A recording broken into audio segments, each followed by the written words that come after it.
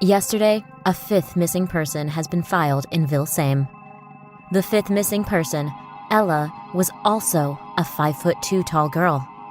This has proved that speculation that the kidnapper only targets females who are exactly 5'2" tall is true. The families of the victims are enduring hellish days as no missing person has been found yet. The photos shown on the screen now are the missing persons. If you have witnessed them, please file a report by calling the number below. There has already been a fifth disappearance in our neighborhood. The kidnapper seems to be the same person. This is because all 5 victims were girls exactly 5'2" tall. The police speculated that the kidnapper was a pervert obsessed with the figure 5'2". Investigations continued on the serial disappearance cases that lasted for several months, but the whereabouts of the missing persons were unknown, and there was no one who witnessed a kidnapping taking place. Rather, the village was quiet and peaceful. Kaylee, come home right after school.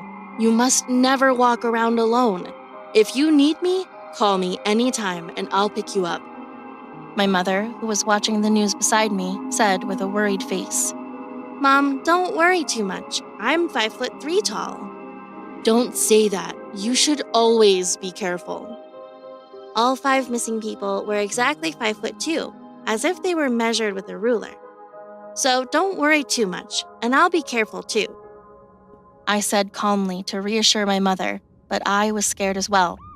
2 days later, I was walking with my friends on my way home from school, and many police cars and ambulances were parked at the entrance to the village's forest, and people were carrying dead bodies covered with white cloth on stretchers. The bodies of the missing victims were found buried here and there in the forest. The bodies of 4 people were already decomposed and turned into white bones, and the search team was surprised when they found Ella's body, who disappeared 3 days ago and had not yet decomposed. This was because the body did not have a single piece of skin left. The police judged that the culprit was likely to be a butcher who professionally trimmed meat based on the elaborately peeled skin off the body. So, the butchers living in the village were investigated, but the investigation was at a standstill because no evidence was found. As the investigation intensified, as if the culprit became more cautious, no more victims occurred and several months passed. The incident settled down, but 5'2" tall females never went out alone, and there were even families moving to other neighborhoods to protect their daughters.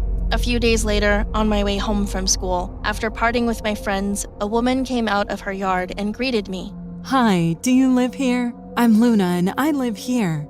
Hello, I'm Kaylee. I live in this town too. Nice to meet you.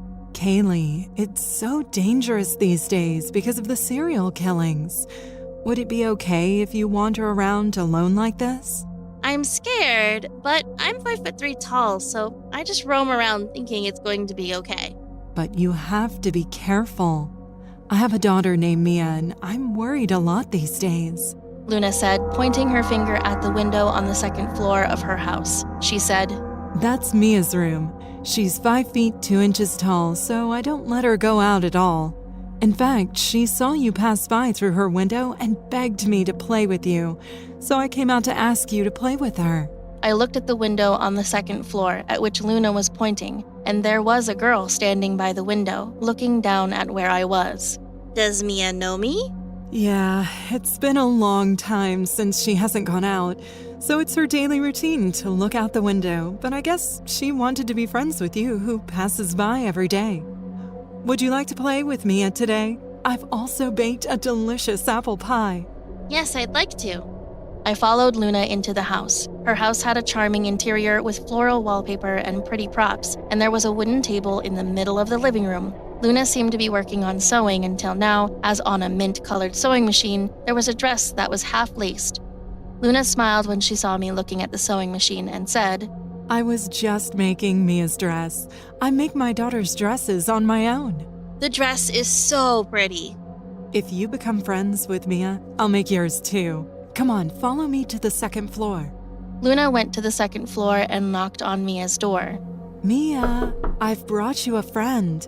When she opened the door, there was Mia sitting on her bed, shaking her hand without saying a word. Her head bowed as she was shy. I smiled brightly and introduced myself to Mia, who was wearing a bucket hat and a black dress. Hello, Mia. I'm Kaylee. I came by because you wanted to be friends with me. Then Mia answered in a small voice. Hello, Kaylee. Thanks for coming to my room. Then Luna happily looked at us and said, Oh, you two have fun. Mommy will bring you girls apple pie. As Luna went down the stairs, Mia asked me, Kaylee, aren't you afraid of the outer world? I'm scared, but I'm 5'3" tall, so I just walk around bravely. Mia, I've heard you're 5'2" tall. Since you can't go out alone, I think it would be frustrating. Then Mia put her arm across mine and took me to a large mirror in the room and said, I'm 5'3" tall now too. That's why I haven't had clothes that fit me lately. Just as she said, Mia and I standing side by side in front of the mirror were the same height. However, when I looked closely at Mia's face and body, something was strange. She was so grotesque, as she had skin sewn here and there, like a stuffed toy. I couldn't ask her directly about it because I might hurt Mia's feelings, so I just glanced at her. Mia's face was twisted as well, with her skin sewn together as if it had been patched up. Only then did I realize that Mia was no ordinary person. Mia looked at our reflection in the mirror and said with a satisfied smile, Kaylee, I like you so much. It's apple pie time. I'll bring Mom. Mia went downstairs to get the apple pie, and I had a foreboding feeling about Mia's eccentric appearance. So I sneaked around her room while she was away. I was surprised when I opened Mia's closet. Strange leathers were hanging on 4 hangers, and when I took one of them out and spread it on the floor, it looked as if a human skin had been peeled off. The arms, legs, and torso were cut so that it could be worn like a suit, and a mask with the face and hair of a person's scalp had been peeled off, was also hung in her closet. Ah! What is this? I was startled, and I hurled the unknown leather, thinking I should get out of this creepy house quickly. As I hurried out of Mia's room and went down the stairs, I heard Mia and Luna's voice from downstairs. She's the same height as me. She has a pretty face, so I like her. Hurry up and make me new clothes made out of Kaylee. There weren't any clothes for you to wear because you grew up, but this is good news. Mommy will make you a pretty one this time as well. I saw the mother and daughter walking upstairs through the cracks of the stairs. Luna had a large plastic bag and a sharp kitchen knife in her hand, and Mia, who was behind her, had cutting scissors in her hand. I was startled and went back into the room and locked the door. After a while, the mother and daughter found that the door was locked and started knocking on the door. Kaylee? Kaylee? Open the door. I brought some apple pie. I kept my mouth shut in fear. Then I heard Mia's voice saying, Kaylee, what are you doing? Let's play.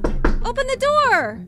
When I didn't say anything, Luna said to Mia, Mommy will bring the keys. I hurriedly looked around the room and found that the only way to escape was to jump out the window. When I opened the window and looked down, it was too high for me to jump out. Suddenly, the door burst open and Mia jumped in and pulled me by the waist. As I writhed myself, Luna swung a kitchen knife from behind and I collapsed on the spot. Ah! Seeing me bleeding from a huge back wound and suffering in pain, Mia hollered with a mad expression. What are you doing? You cut my new clothes! Are you crazy? Mia screamed for a while and sat down sobbing. It's because of you, Mom! You ruined it all! Now I have no more clothes to wear! Look at this! My feet are sticking out because my clothes are too short! Mia's ankle protruded from under the leather on the sole of her foot. There was another foot, and the red skin with dead skin cells and cracks all over was so disgusting that it could not be considered human skin. Luna said, comforting Mia. Oh, it's all Mommy's fault. I was in a hurry thinking she'd jump out the window. Sorry, Mia. Now what? There are so many cops that I can't even get new clothes anymore. Then Luna looked down at me, pondering, and then said to Mia, Mia, I've got an idea. Why don't we wait until the wound is healed and then skin her? Mia's face immediately brightened and she grinned. The mother and daughter taped my wrists and ankles and each carried my legs and torso and went down to the basement. Lights in the basement, I saw a neatly organized cutting room with bright white lights. On the large work table, a belt was installed to bind limbs, and surgical tools and cutting supplies were placed on the table. They laid me down on the work table, brought antiseptic and bandages, and started treating my wound. That's how I was locked in the cutting room until the wound healed and their treatment to obtain my leather began. The mother and daughter brought soup, bread, and water and fed me, applied medicine to the wounds frequently, and tied my limbs to the work table during the rest of the time. Look at this, Kaylee. You've become so famous. The devil, like Mia, would often show me news by holding her tablet PC in front of my eyes. On the news, with an exasperated voice, the anchorman was saying that a sixth missing person had occurred, along with my picture, which was followed by my mother crying out for help to find me. When I saw my mother on the news, I burst into tears and begged Mia to get me out of here, but there was no use. As time passed, scabs formed on the deep wounds and new flesh began to come out. The fact that the new flesh was coming out meant that my death was not far away. Mia looked at my wound on my back and smiled broadly. Mom, the scab is about to fall off. The new skin is coming out. I think I can make new clothes now. Yes, that's true. I guess I have to start cutting.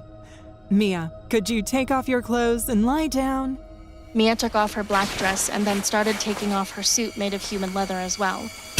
Then the cracked red skin she had hidden under the suit, the shape of her eyes, nose, and mouth, which were unrecognizable, were revealed. Then Mia lied on top of me, and Luna took her measuring tape and began taking her measurements. I shouted for my life while being crushed by Mia, but they seemed to think of me as nothing more than leather for tailor-made clothes. Then I heard the doorbell outside. Luna tilted her head in bewilderment and said to Mia, "There's no one who'd come home. Just keep an eye on Kaylee so she doesn't scream."